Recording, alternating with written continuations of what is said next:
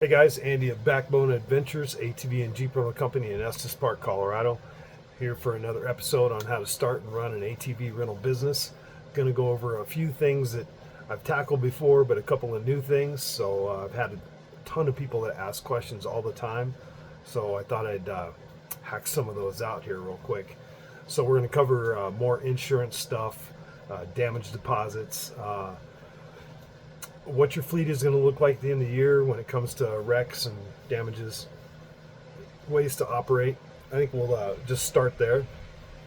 So it's kind of a two-part thing. So first of all, you can go and buy your own fleet and operate that way.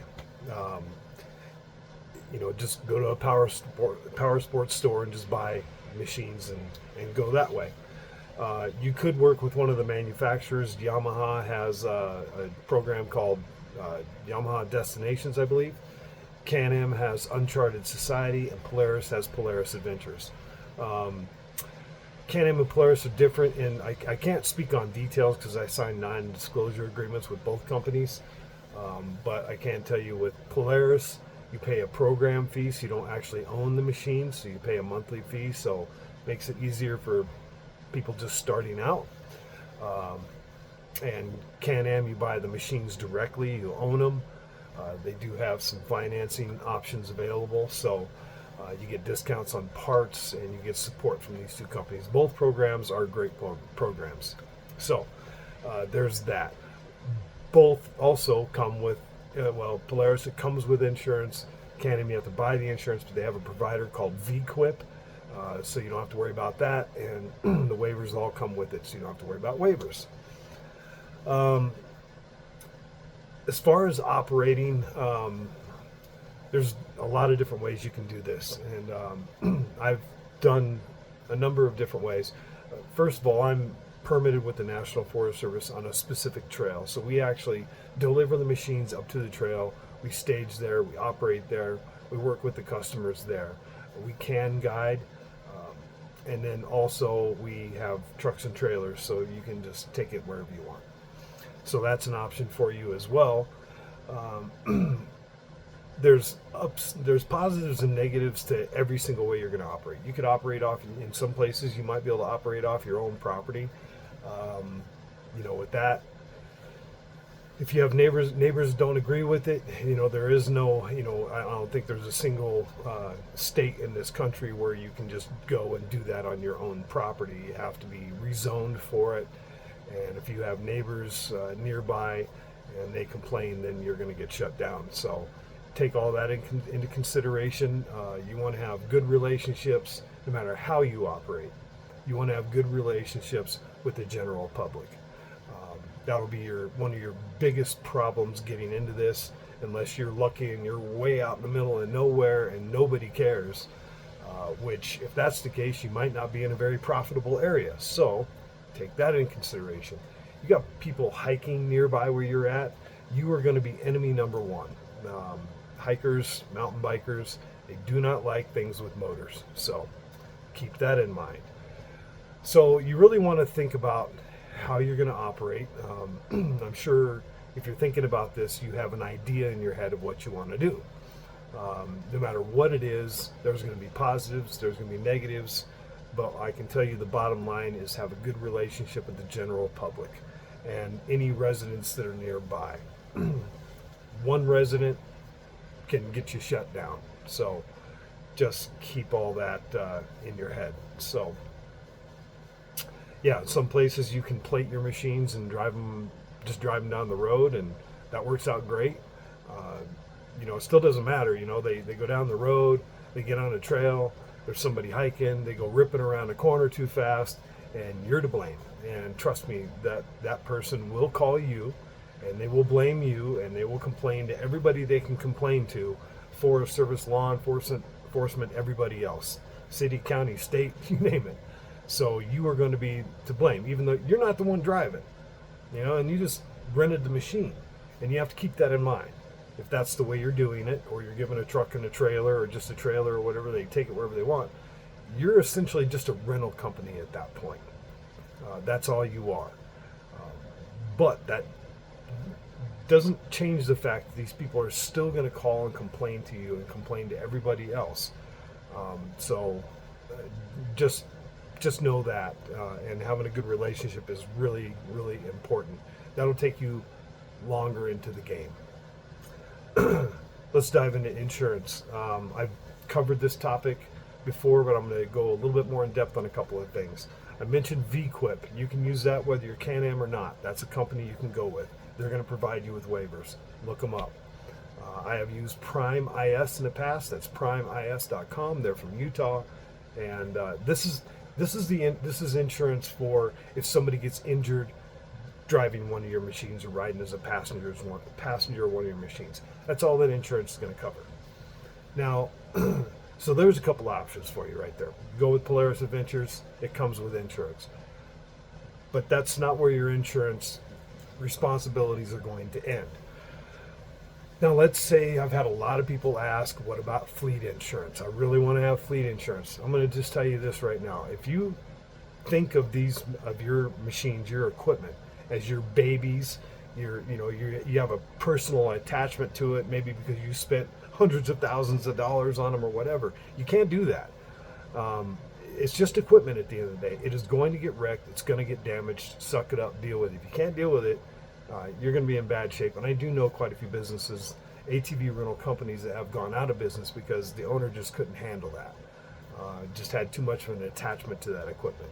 I've had brand new machines get wrecked on day one, first ride out. It's just going to happen. So if you want fleet insurance, fine, go for it, try it. Trust me, you're going to get enough accidents that eventually that insurance carrier is not going to insure you anymore, and if they do, your rates are going to go through the roof. The way to deal with that is be a mechanic, work on the stuff yourself, have mechanics, have the parts on hand, and have an in-house insurance program. I mentioned this before. I've had a lot of people kind of debate me on this, coming from a standpoint of they're not actually in business, so there's really not much you can debate because you don't have a position to come from. Let me just tell you, it's lucrative. It's great for the customer. It's lucrative for you. It doesn't matter what size fleet you have. Because guys will come back and say, well, I'm only going to have 6 machines. It doesn't freaking matter how many machines you have. It is lucrative. Just do it. Ours is $30, and and you can make it mandatory if you want. We do. Because who has $30,000 to pay for a machine? Nobody, right? So $30, $1,500 deductible. They pay for the damages up to $1,500. You pay the rest. You're hearing that and you're going, holy shit, I got a $30,000 machine. That means I'm paying $28,500. I can't afford that. Well, trust me, it is a lucrative thing. And if you do this business right, if you do your safety briefings and orientations and everything right, and be very upfront with your customers, you're not going to have any problems. Trust me, it's lucrative. You need to do it. If you're currently in business, you're not doing it, you're missing out big time. Tire insurance. We have a $25 tire insurance. It is optional, and it covers all 4 tires. And you're thinking, Andy, you're crazy. 4 tires, that's $800, $1,000, something like that for all 4 tires. They don't blow all 4 tires. And who wants to go out on a ride paying $300, $400, $500 and have a flat tire and be stuck, right? So there's a motivation not to have a flat tire, and you need to use that motivation for them. Let them know that can be the thing. You're stuck out there. Great, you got tire insurance, that's awesome, but you don't want to be stuck and miss out on your ride time, right? So use that. Yeah, it's great for the customer. It's very lucrative for you. Very lucrative. Trip insurance is another one. You don't need another company to do it. You do it yourself. I don't know what you charge, $30, so that way, they can cancel right up to an hour before the ride or something. That's what we do. And again, that's pretty lucrative, and it's great for the customer. So it's a win. All these things are win-win all the way around. So other insurance that you could possibly get into, you have a commercial building, you're going to need a general liability insurance. Somebody trips and falls in your parking lot, that kind of insurance. The building itself, the building, it burns down or something happens, your building is covered. Garage keepers insurance, so all this stuff starts to stack up. So just going and buying a fleet and starting that really, you can do that, but you're missing a whole bunch of other pieces of the puzzle here, right? which you can still do. You can start out slow and small and build your way into this. But garage keepers, which is going to cover your actual machines in case of theft or fire or something like that. So none of that insurance is it's not too crazy expensive, but those are the things you need to look into as far as insurance. So let's jump into damage deposits. A lot of companies charge damage deposits. I've been in business for 14 years. I've never charged a damage deposit. Well, I think we did actually for about 6 months, and then I stopped doing it. I believe I saw a loss in sales from it. Now, think about it for a second. I was just looking at a company the other day, and they charge $3,000 if you're 25 or older. If you're 24 or younger, it's $5,000. So 24 to 21, it's $5,000. I don't know. You'd be pretty hard pressed to find a 21 to 24-year-old with $5,000 on a credit card that they can, not have access to for 3, 4, 5 days or whatever. Personally, I got that much money on my credit card, but I don't want to give that up. It would make me think twice about renting with that company. So in the last couple of years, I think I've had 3 people who haven't paid for the accident they did, and maybe a total of $3,500. Just tip overs and stuff, and couldn't afford to pay for it. Didn't have money on a credit card, didn't have any cash, didn't pay. And that's over 2 full seasons doing millions of dollars a year, right? Just get a benefit of the doubt and say it's $4,000, right? If I charged a $3,000 security deposit, do you think that in 2 years' time I would lose $4,000 in sales? There would be enough people to where I would lose $4,000 in sales? Oh, hell yes, all day long. And that's why I stopped doing it. So people will pay for, generally speaking, people will own up to what they have done if you do your job right. Now, if you just, go over some basic crap really quick with them and throw them the keys and say, okay, go have fun, you're asking for trouble. Our process is pretty stringent. First, there's check-in, you sign the waivers, and we remind you that insurance you have, that in-house insurance, and that the deductible is $1,500, and you're going to pay that if you do any damage to the machine, tipping it over, whatever else. And we're going to walk around it, take pictures of it. We suggest you take pictures of it. We got body cams. We're going to be filming it, so we know what current cosmetic issues are going on with the machine that you're going to be taking out. So anything that's comes back new, you're going to pay for that. And we're explaining this as they're filling out the contract, so they fully know. We will explain the tire insurance as well if they have that. Then they're going to go out and they're going to do the whole orientation safety process on the trail or at the trailer, whatever it is. And they're going to go through this all again. What to do, what not to do, how to operate the machine safely, seatbelts, helmets, blah, blah, blah, all that stuff, trail maps. We're going to go over all that stuff, make it fairly quick. It's about 3 to 3.5 minutes worth of stuff. But we are going to remind you again that you have the insurance and not to do any donuts and drift around corners, because that's where all the accidents come from, every single one of them. And so it's not like full rollovers and crazy stuff. Yeah, every now and then that happens and somebody smashes into a tree or something like that. But for the most part, it's all drifting corners and donuts. And they don't know how to do that shit. They've seen it on TV, they've seen their buddy do it, whatever, they watched it on YouTube, whatever, it's just something they want to do and they got to do it. And they let off the throttle and over they go. So you got to remind them, don't do any of that. Don't do any drifting, donuts. Most likely you're gonna have a tip over. You're gonna end up paying for damages. Somebody could get injured, and I don't want to charge for damages any more than you want to pay for them. And yeah, you got the insurance, but it's it's gonna be $1,500 almost no matter how you slice it. And you don't want to pay for that, And that's how I kind of say it to them, depending on who they are. I got an old couple standing in front of me that's I know is not going to get crazy. Then I won't go into that much depth. But you cover all your bases like that. So basically, they're walking away knowing what their insurance is, knowing that if they drift the machine or do a donut, most likely they're going to tip over, and most likely they're going to pay a bunch of money, and it's possible they could get injured. I want them walking away knowing that if they forget everything else I said, including how to start the machine. I don't care. They'll figure out how to start it. I just don't want them to forget that if they drift a corner or do a donut, tip that machine over, they're going to pay money. We walk around the machine. We have our body cameras. We take pictures with an iPad all the way around. I suggest they take pictures. They might be taking pictures as well. We point out things. If there's any current cosmetic damages to the machine, we mark it with a silver Sharpie, with an X. So, and I can tell them, hey, that fender's already paid for. We just haven't gotten it yet because the manufacturer is out of it, and that's how that works. Sometimes they're out of parts, and so that's why we put a silver X on it. So I tell the customer, hey, you damage that further, don't care, it's already paid for. So, and they appreciate that. So you're fully transparent, and they have a full understanding of that situation. And so when they go out and they do tip over, and it still happens, believe it or not, it does. Sometimes the shit goes in one ear and out the other. They come back and we look at, oh shit, sorry man, looks like you had an accident, you tipped over. Are you all right? Yeah, I'm fine. And sometimes they'll try and get out of it. Most of the time they're like, yeah, I know, because we were so upfront about it. They feel like there's no way they can really talk their way out of it, because we walked around it together. We took pictures together. We looked at individual parts together. We talked about all this stuff together. And we were very clear about it. And so there's not much of an argument there.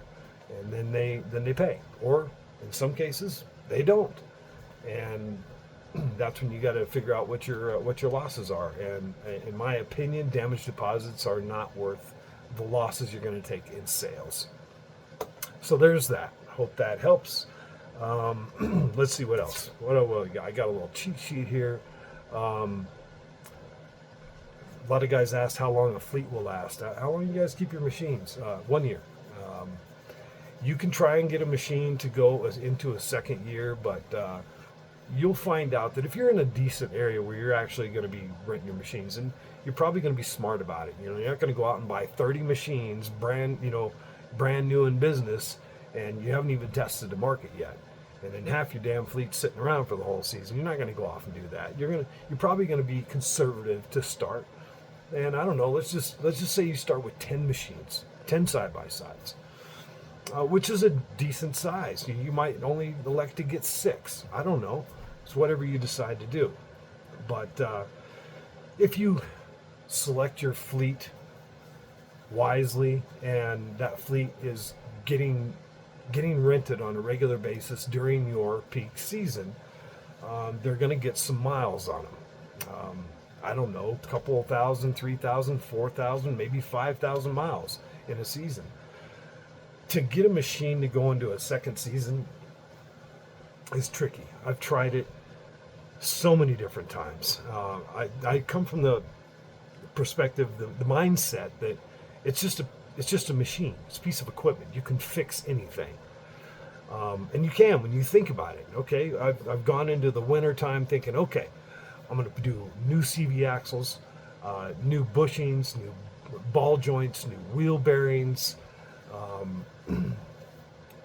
CV axles, drive lines, all those wearable parts, tie rods, anything that's a wearable part, I'm going to replace over the winter time and run it a second season. And even going into flushing the cooling system, flushing the brake lines, and new brake fluid and new coolant and everything else, doing valve jobs. And then we get into that second season, and halfway through, the machine is just falling apart. Little things happen that you don't really think about. Over time, with the exception of the Kawasaki KRX, these machines, the frames just don't hold up very well. What I see happen quite often is that the holes where the control arms mount, the holes in the frames there, little dog ears, those holes start to waller out a little bit. And at that point, you basically, to fix that issue, you'd have to take the control arms off and weld washers onto there that are the right diameter, and do that kind of that kind of stuff. But you know, I just everything you can think of starts happening when you think of all the stuff that you have to replace to get it to go a second season. Primary clutch, secondary clutch, obviously belt. You're going to do a valve job. Um, you know, all these different things that you're going to have to do. When you start adding up the cost of all that versus the cost of only running it to 3,000 miles for one season and then selling it off and buying something new. You sell it off, you're generally going to get, if you send it off to auction, about 50% of the MSRP. So if you got a deal on it, great, you're making even more. But you know, you pay $30,000 for the machine. Let's just make the math all easy and just say you paid $20,000 for the machine. You're going to get $10,000 at the very least for this machine, maybe a little bit more, maybe 12, maybe 11, somewhere around that range. Let's just say it's 10. So you're losing $10,000 on that machine. Now to fix all those parts on there, it might cost you $5,000, something like that. So you're thinking, okay, it's a no-brainer. I run the machine for a second year because I'm saving $5,000. Try it if you want to try it. Give it a go. I would suggest being brand new, you try it that way. It doesn't work for me. It doesn't work for just about anybody who's in this business. So you ask anybody who's in this business, they'll tell you they get rid of them every year. So that's all you really need to know. But try it your way and see how that goes. Maybe you got something figured out. I don't know. So there's that. Obviously, you're going to need to keep parts on hand. Lots of parts. The wearable parts, the plastic parts, clutches, belts, all that stuff, radiators, radiator fans. This is all part of your startup cost. You're going to need to have these parts on hand. You don't have them on hand, machines start breaking down, they get wrecked, you can't fix them, now you can't rent it, now you're not making any money. So you got to have the parts on hand. So that needs to be a part of your cost, not just the equipment, but the parts as well. So, and just about everything you can think of. You're going to run Polaris machines, you're going to need all the sensors. And, you know, Can-Am's got its own issues as well. Every machine has its issues, so I can't tell you which one is going to be better than another. I will say that the Kawasaki KRX is probably one of the better machines we ever had. A little doggish though, but built like a brick shit house. Any rate, have those parts on hand. You need to be a mechanic. You need to hire mechanics. You don't want to have to outsource that shit. Again, machine gets wrecked, gets damaged, and you got to get on some other company's schedule. It might be days or weeks out. That machine's down, you can't even rent it now. Now, sure, you can charge the customer the rental fee every day that it doesn't go out. But in the process, now you've pissed off another customer because you've had to cancel on them. You don't have as much availability. You're not doing very good business. And I really don't think it's a good idea to be charging a customer for a down machine. Some companies do that, and they feel the effects of it. So that's just not something I suggest. You need to be a mechanic. You need to have mechanics. If you're just that guy that's going to sit behind a computer and let somebody else run the entire company and do all these different positions, then you're doomed for failure already. You got to have some sort of skill set, some kind of knowledge, some kind of value to the company, other than just creating the company and stepping back. Unless you're coming into it with millions and millions of dollars and you can hire all these badass people, you're still going to have problems because you got no respect from anybody because you don't know shit. So keep all that in mind. Sorry if I'm being a bit overly honest here, but any rate, what else I got here? That's about it. I don't think there's really any other. Those are, as far as I'm concerned, those are the nuts and bolts and the most important things you need to know. Obviously, marketing. Treat your customers how you want to be treated. It doesn't matter what business you're in. Treat your people how you want to be. Treat your customers how you want to be treated, and treat your employees how you would want to be treated. You know, having that healthy respect for one another, having a good work environment, a great culture. That's always really important. You know, so the morale is up. That's all important stuff. You got to love what you do. You got to have a passion for this, and you know, that's a key to success, is loving what you do and being committed. A lot of people get into business and they're like, you know, I'm going to try this out, but you know, I got my job I can fall back on. You know, I can go back to that, or, you know, trust me, the first hurdle you hit, you're going to be back to that job. You just got to grab your nutsack and go and just commit to it. And, for me, I started out, I had no other choice. I didn't have anything I could fall back to. So this is, you just got to commit to it. You got to go. It's just like racing dirt bikes. If you know anything about that, or even racing side by sides, I guess too. You come up to an obstacle, you have to commit to it. You do it half-assed, you're going to fail. That's all there is to it. You have to commit to it and do it right, and then you have the best chance for success. Don't commit; it's almost guaranteed failure. So, with that, I wish you all the luck in the world. This is going to be the last video I do on this subject because I think I've really covered the most important stuff here. The rest, you just need to research yourself, and you just need to go. Just go and just do it. Be a good human being. You're going to succeed. Have a good one.